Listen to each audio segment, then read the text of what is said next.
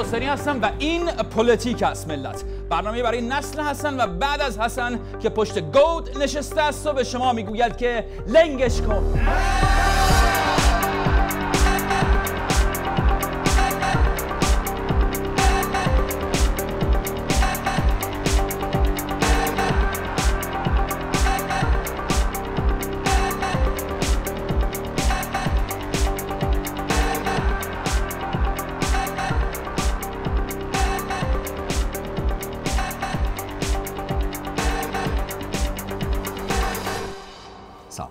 حسن روحانی اومد نیویورک، برگشت و الان وقتشه که ما دستاوردهای شیخ دیپلمات رو تشریح کنیم. آقای روحانی دیشب در فرودگاه مهرآباد دستاوردهای سفر یک هفته‌ای به نیویورک و سپس آستارخان روسیه را تشریح کرد. هر کس اگر بخواد برگرده تو فضای قرن 19 فکر کنه خودش ضرر کرده. به هر حال این ضرر شامل حال خودش میشه. ما باید فضای امروز رو در نظر بگیریم و بدونیم که اون دورانهای گذشته سپری شده. خودش البته تشریح کرد، ولی چون همونطور که میدونید در ایران نمیشه زیاد تشریح کرد و اگر زیادی شراحت کنی خیت میشه، زندان میشه، داستان میشه. برای همین ما آن دستاوردهایی رو که تشریح نکرد رو برای شما تشریح میکنیم تا انشالله هیچ روزنامه نگاری برای تشریح کردن زندان نره.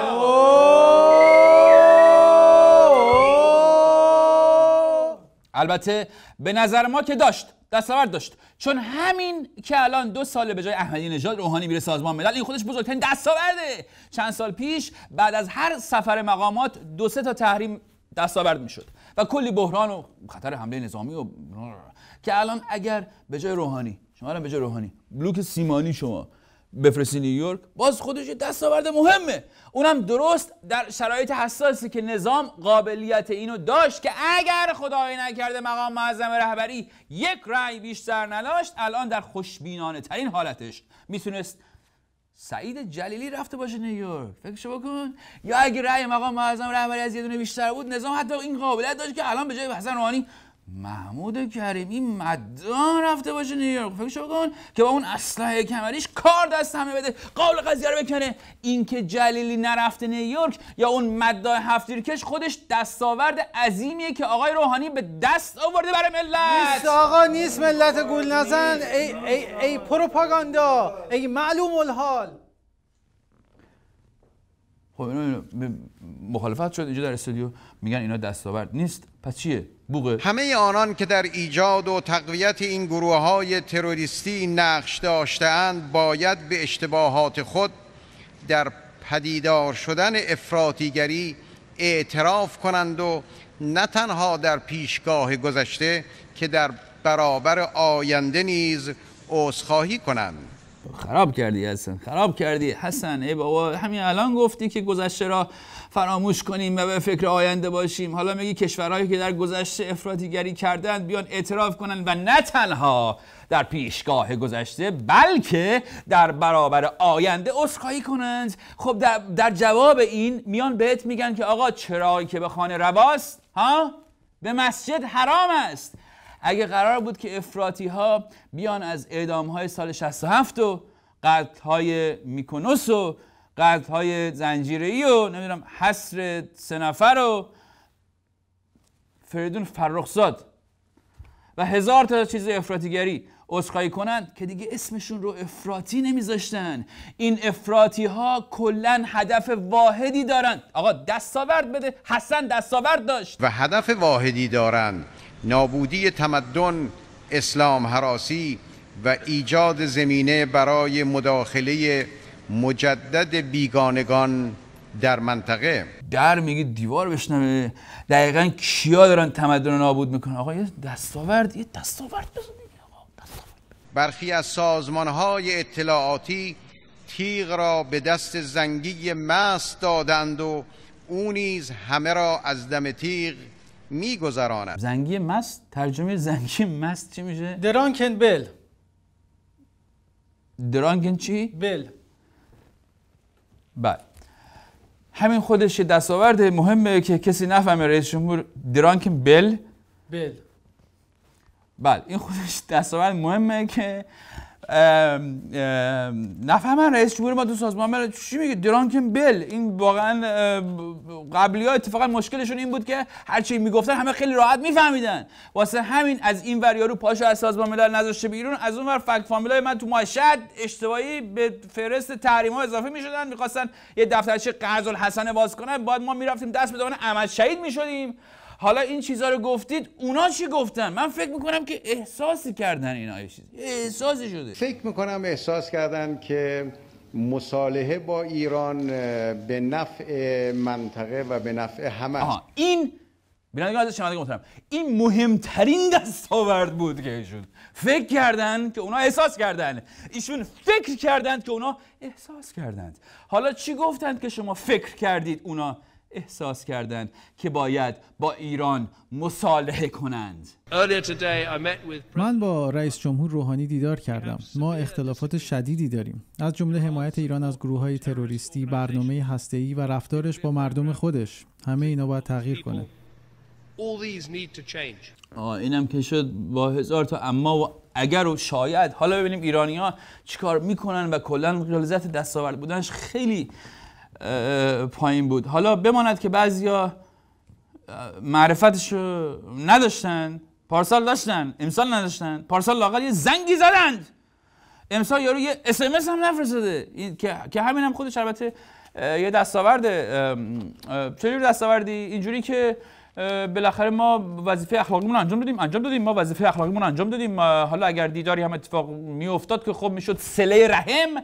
الان ما تا اونجا رفتیم، رسیدیم به اونجا، حتی برگشتیم و دیدار اتفاق نیفتاد فلان، میشه مثلا صله دهانه رحم. اوباما یا با اونا یا با ما. پیامم به رهبران و مردم ایران ساده و ثابته. ما میتونیم به راه حلی دست پیدا کنیم که نیازهای انرژی شما رو تامین کنه و در عین حال جهان مطمئن شه که برنامه شما صلح‌آمیزه.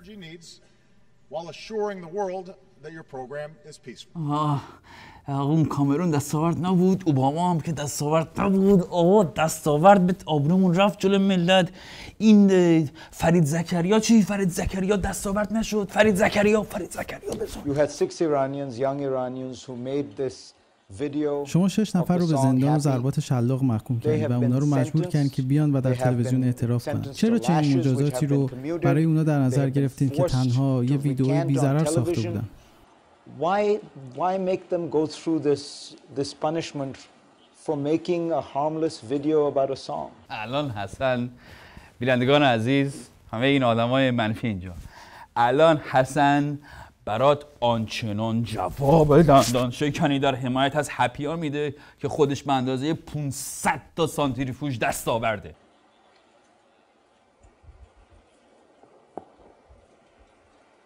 حالا ما خیلی مشکلات تو دنیا داریم. ما الان مشکلات خیلی بزرگتری در دنیا داریم تا اینکه بخوایم درباره بازخواست چند نفر که یه مسئله عادیه حرف بزنیم. Speak about the prosecution of a certain individual. الان اگر روحانی ایران بود ما خیال میکردیم اینا همش مسائل غیر عادیه. رفت نیویورک، دیدیم نه بابا عادیه. این دستاورد بود خودش. دستاورد بده ما بریم بزن. یکی دیگه نمیتونیم. کریستین اماپور رو بذار. اون دستاورد اماپور. Our colleague, the journalist, do you have any reason to believe there's any reason for him to be in jail? یعنی آخرین فرصت آقای روحانی که با یه دستاورد محکم مشت محکمی بزنی بر دهان یاوه‌گویان و افراد معلوم الحالی مثل من و به همه حالی کنی که دستاورد تو از این سفر اگر تعامل با دنیا و به دست آوردن امتیاز برای ملت ایران نبود، حداقل این بود که کنار مردم ایستادی و همانطور که الان میگی بگی بله ما متاسفانه کلی روزنامه‌نگار در زندان داریم. الان میگه آقا بینندگان محترم، شنوندگان عزیز، الان ایشون میگه ما کلی روزنامه‌نگار در زندان داریم و ایران دومین زندان بزرگ روزنامه‌نگاران جهان است. همه آماده این؟ آقا تبلو بزن. بینندگان عزیز، نظر شما رو به دستاورد سفر روحانی جلب میکنم. باشد که مخالفان نظام و اینا برن بخوابن بعد از این، بده بیاد دست امانپور بده. Our colleague, the journalist, do you have any reason to believe there's any آیا reason for him دلیلی to داره be in که jail? همکارای ما در زندان باشن؟ البته من فکر نمی کنم فردی به خاطر البته من فکر نمی کنم فردی به خاطر روزنامه نگاری یا به خاطر فعالیت رسانه‌ای دستگیر شده باشه. چی بوده؟ بینندگان عزیز، از اشکال فنی که پیش اومد ببخشید، ظاهرا خط رو خط افتاده و این ما بودجه این برنامه خیلی کمه، ما بعضی موقع مشکلات فنی ایجاد میشه. اینو دوباره بذار، اون دوباره بذار، درست‌تر بذار. البته من فکر نمی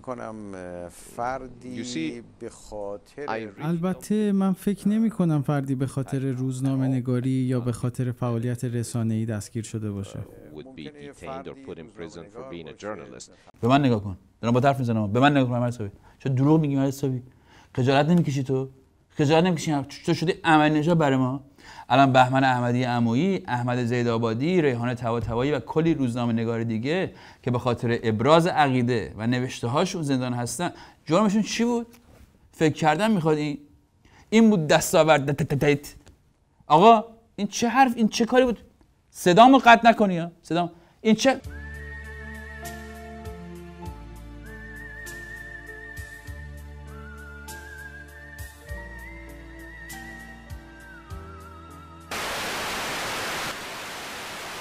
دیگه این آدمای روحانی، عوامل آقای روحانی تو این استودیوی ما نفوذ کردن. بینندگان عزیز، من از دست اینا نجات بده.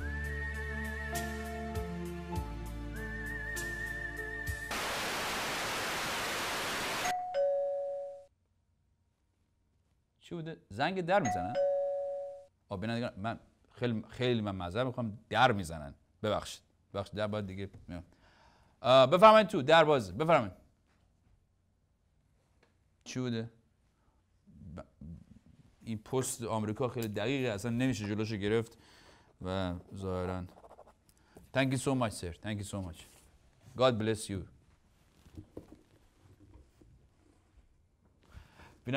بینندگان عزیز، ظاهرا صدای ما رو شنیدن و فهمیدن که ما دنبال دستاورد آقای روحانی هستیم. همین الان برای من بسته فرستاده شده.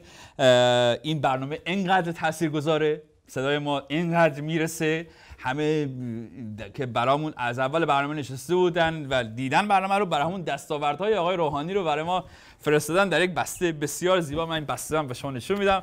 بسته بسیار زیبایی بسته‌بندی کردم. من خیلی خوشحالم از اینکه این بسته رو برای من فرستاده آقای روحانی و ما خیلی علاقه‌مند به این بسته هستیم. دمشون گرم که اگه اول برنامه این بسته رو فرستاده بودن اینقدر ما هرس نمی‌خوردیم دیگه. الان دیگه خیالمون راحت شد، برای اینکه این تو تمام دستاوردهای روحانی هست و من این دستاوردها رو خدمت شما باز می‌کنم، نشون میدم و دیگه خیال همه ما راحت میشه. شما یک دقیقه به موزیکی که پخش میشه توجه کنید، ما در همزمان بسته رو پخش.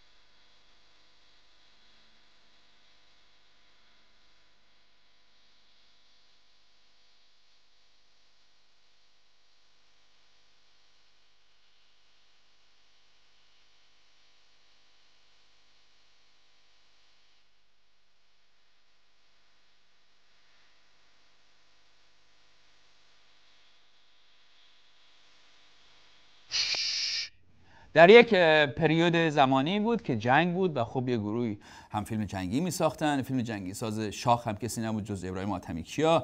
ایشون در همون پریود زمانی یکی دو تا فیلم ساخت که هرچند نصف نیمه کپی بود ولی خب کی کپی نمی‌کرد در اون پریود و در این پریود هم باز خب همه باز هنوز کپی میکنن. یه زمانی ایشون از روی بعد از ظهر سگی آژانس شیشه‌ای رو در آورد. حالا دیگه مثلا از روی خود چه میسازه، همونجور که مشاهده میکنید. این آقای حاتمیکیا بچه جمهوری اسلامی بود و هست. البته جمهوری اسلامی بچه زیاد داره ولی این یکی بچه نونوره شده، نمیدونم چرا. زمانی که سینمای مستقل در ایران اجازه نداشت حرف بزنه، ایشون نه تنها اجازه داشت هر چی میخواد بسازه، بلکه تا دلت بخوادم پول بهش میدادن که توپ و تانک منفجر کنه، هلیکوپتر وسط کریم خان بشینه رو زمین که حاج کاظم عباس رو ببره فرودگاه و این حرفا. ولی خب صداش در نمیومد، چون کلا در پریود زمانی جنگ و پریود بعد از جنگ دور ایشون بود و از کرخ تاراین میتونست فیلم بسازه. ولی اخیراً من مهاجر با قدرت دیدبانی که دارم دنبال اخبار سینمایی بودم که دیدم این آقای حاتمی کیا داره کم کم هویت رو از دست میده و روبان قرمز بر سر همین طور ارتفاع پست آقا گرفته داره رو موج مرده میاد جلو و ما نمیدونیم چرا دوره افتاده برج مینوی سینماگرای مستقل ایرانی رو به رنگ ارغوان در بیاره. همینجوری پیش بره فقط یه خاکستر سبز از این بنده خدا میمونه و بس. ایشون البته در سالها پیش در آژانس شیشه‌ای یه مطلق خیلی زشتی به آقای عباس کیارستمی انداخت که خب ما همه زشتی‌ها رو نشون میدیم. اینم روش.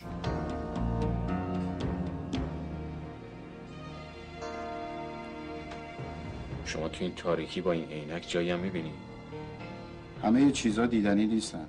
از بازی خوب آقای پرویز پرستی که بگذریم، منظور ایشون از این آدم که عینک دودی زده بود کسی نیست جز عباس کیارستمی که خب دیگه یه عمر نه تنها برای ما عباس کیارستمیه بلکه برای این زی اینجا کار میکنه لهستانیه، برای اونم ایشون عباس کیارستمیه. مثلا به هر کی بگی ایران همه میگن مثلا عباس کیارستمی، الان دیگه حالا بیشتر مثلا میگن اصغر فرهادی و اینا، ولی خب دیگه عباس کیارستمی دیگه در یه پریود زمانی که افسردگی همه ایران رو گرفته بود، آقای کیارستمی نخل طلای کن رو گرفت و غرور ملی رو در حد 90 دقیقه بازی با آرژانتین بالا برد. ولی این آقای حاتمی کیا در یک پریود زمانی دیگه اومد و یه دفعه گفت عده‌ای می توانند در کشوری که 1200 کیلومتر در آن جنگ می شود را نبینند و دنبال دفترچه مشقشان بروند. اشاره ایشون به احمد پور شاگرد مدرسه‌ای که می‌خواست دفترچه مشق محمد رضا نعمت‌زاده رو در خانه دوست کجاست، فیلم خانه دوست کجاست که خب همه دیدید، ببره بهش پس بده. آقای کیارستمی هم در جواب گفت خب خیلی کامنت نوشته بودن زیرش، به کامنتاشون یکی از اونها فقط اشاره می‌کنم که اون نوشته بود که ببین اون فیلم خانه دوست موند و ماندگار شد. این خانه دوست یکی از پربیننده ترین فیلم‌هایی بود که من ساختم و در واقع همه جای دنیا میشناسن. این پاپولر ترین فیلمی کردم. اون فیلم ماندگار بود برای اینکه راجع به یه ارزش انسانی عمیقاً حرف می‌زد. اما فیلم‌های تو نموند برای اینکه تو راجع به یک پریودی از تاریخ ایران حرف زدی که اون پریود هم تازه به هیجان آورد جوان‌ها رو.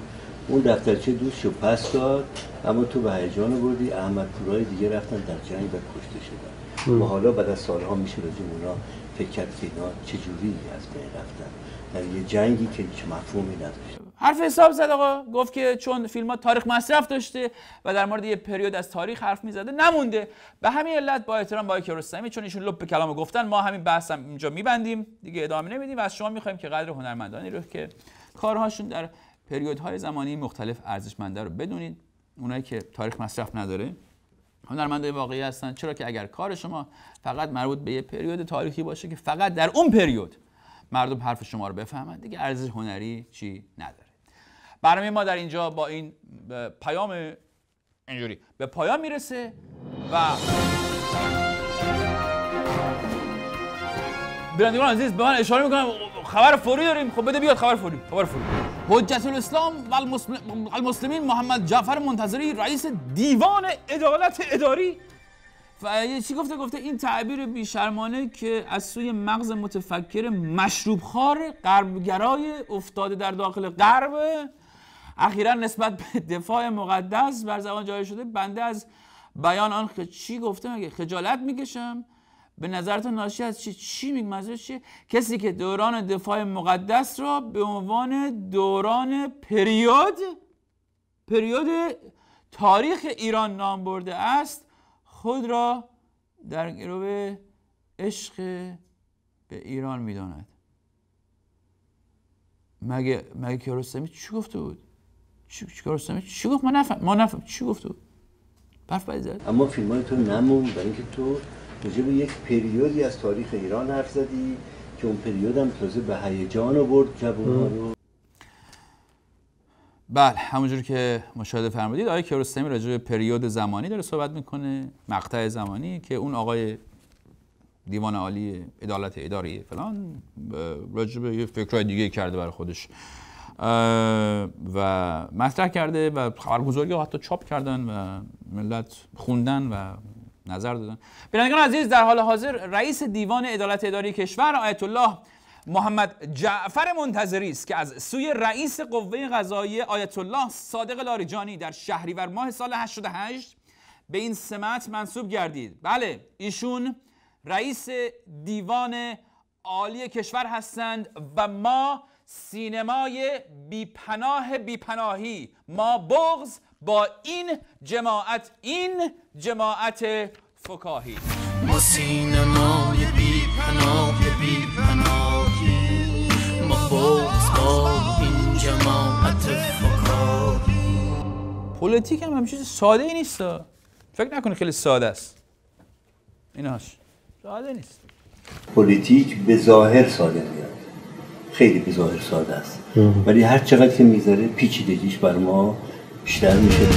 تو هم که هر دفعه که ما رو میبینی پریودی، تو هم که هر دفعه که ما رو میبینی پریودی. مهمان این هفته شما مانا نیستانی است. آقای نیستانی کارتونیست و نویسنده است.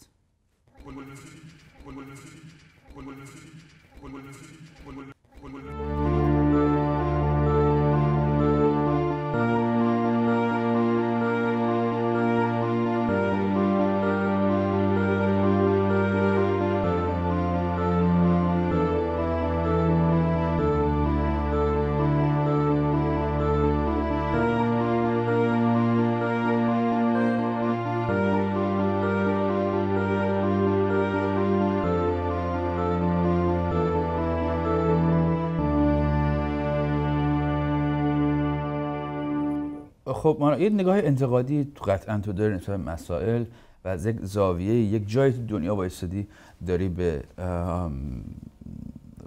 مشخصا به ایران و مسائلی که در ایران اتفاق میفته نگاه میکنی. اونجا کجاست؟ پاریس نشستم. نه اونجا که زندگی میکنی، ولی اون چیزی که باعث میشه بهت اون خوبی و بدی رو بخوای از هم جدا بکنی و نگاه انتقادی اونجا کجاست؟ یعنی من میخوام ببینم دایره ارزش‌های تو کجاست؟ چه چیزی برای تو خوبه؟ من سعی میکنم که خیلی این قضیه رو جدا نکنم که خوب کجاست و بد کجاست. به هر حال البته میفهمم بالاخره باید یه سمتی رو گرفت، ولی الزاما معنیش این نیستش که حالا اون سمتی رو که داریم انتقاد میکنیم نسبت بهش سمت بد باشه یا اون سمتی که ما هستیم الزاما خوب باشه. خیلی نگاهم سیاه و سفید نیست، ولی به هر حال به یه سری چیزایی باور و اعتقاد داریم.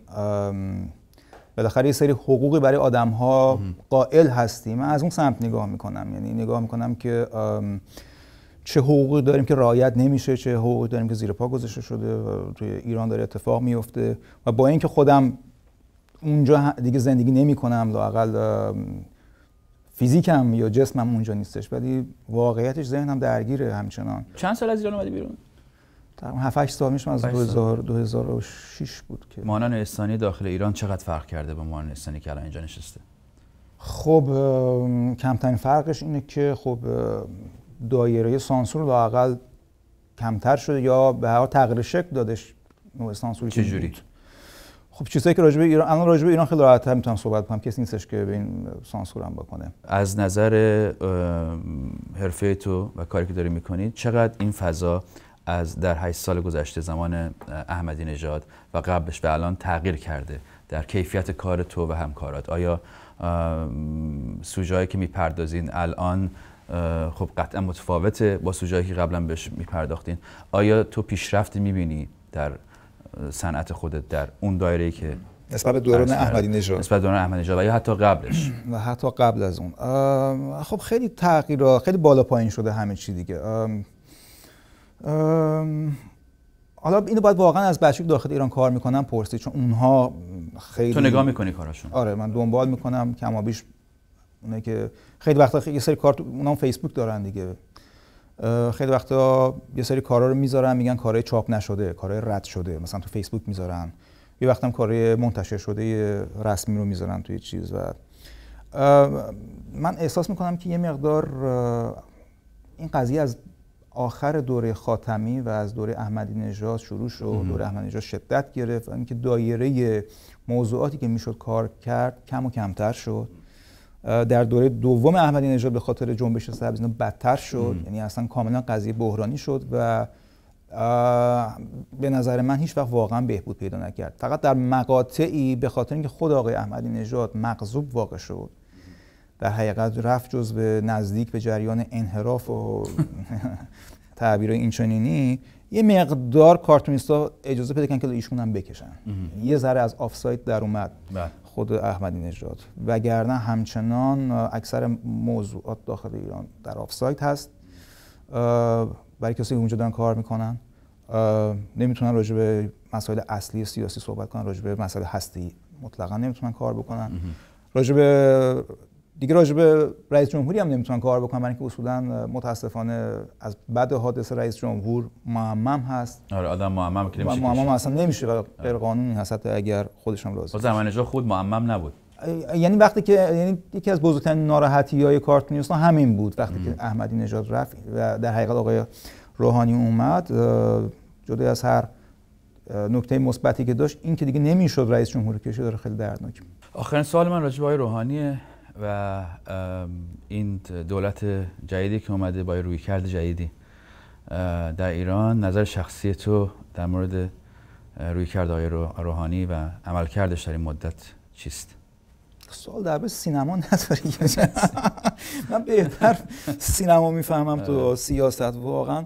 ولی کارت خیلی سیاسیه. آره، به شوخی میگم مثل چتبازی هستم که ترس از ارتفاع داره و به هر حال داره میپره و خودش برسونه زمین. کارم اینه دیگه. ولی یاد یه کاریکاتور افتادم که حالا وقت برنامه هم داره میگیره. یه کسیه که یه دکتر پزشکی هست، تمام روز کارش مثل این که پزشک حلق و بینی و زبان، هر روز تمام روز توی کادرای فراوون داره بیمارای مختلف زبونشون رو نگاه میکنه و از این چوبا داره توی حلق رو نگاه میکنه. آخر شب هم که رفته خونه خانمش غذا یه دونه ظرف زبون گذاشته جلوش، بعد داره با چندش بهش نگاه میکنه. حالش بد شد. فکر کنم یه مقدار در مورد ماها صدق میکنه دیگه اون چیزی که هم مدام داریم باش سر کار داریم و خیلی. ولی نمیدونم در مورد آقای روحانی نظرم، من احساس میکنم که آقای روحانی تمام تخم مرغاش رو چیده توی سبد قضیه هسته‌ای و امیدوار هستش که با حل این جریان برای خودش در حقیقت نام نیک و اعتبار بخره و کمتر انرژی صرف مسائل داخل ایران، حقوق بشر، روزنامه‌نگاری نمیدونم و غیره کرده و هم تقریبا اینو میدونن، این مردم هم اینو خبر دارن. بنابراین همه نگاهشون به اینه که آیا بالاخره روابط حسن نمیشه یا خیر. نظر دیگه ندارم. این راجع به شخصیتشون من نظری نمیدم. به نظر فیلمساز مورد علاقت کیه؟ در ایران یا در کلا؟ خب خیلی ها هستن. در ایران من بیضایی رو همیشه دوست داشتم و دارم، چه در تئاتر چه در سینما و در دنیا هم من خیلی هیچکاکی هستم. هیچکاکی هست. چون بیضایی پس کوروساوا هم دوست داری از اون؟ کوروساوا هم خیلی دوست دارم. نه با هم دیگه چیز میشه. آخرین فیلمی که دیدی چی بود؟ چون گفتی سوال سینمایی بپرس دارم میپرسم. برام جالبه ببینم آخرین فیلمی که دیدی. آخرین فیلمی که چون میدونم سینما زیاد میری. آره، آخرین فیلمی که توی همین بروکلین رفتم، یه فیلم به اسم The Drop دیدم و فیلم خوبی هم بود و توی بروکلین هم میگذشت اتفاقا. آره فیلم خوب. مانو استانی خیلی ممنون که اومدی برنامه. خوشبختم، ممنونم. لطف کردید. تشکر. برنامه ما در اینجا به پایان میرسه. خیلی ممنونم از شما که تماشاگر این برنامه بودید در رادیو فردا و شنونده این برنامه بودید رادیو فردا. این آدرس توییتر بنده هست، این هم آدرس فیسبوک منه www.facebook.com/ یا خط مورب کامبیز حسینی. من کامبیز حسینی هستم. شما برنامه پلیتیک رو تماشا کردید. تا هفته دیگه 10 شب تهران. آقا، خانم، دوست، برادر، آشنا، آقا هوای بغل دستی داشته باش که خبرهای خوبی در راه هست.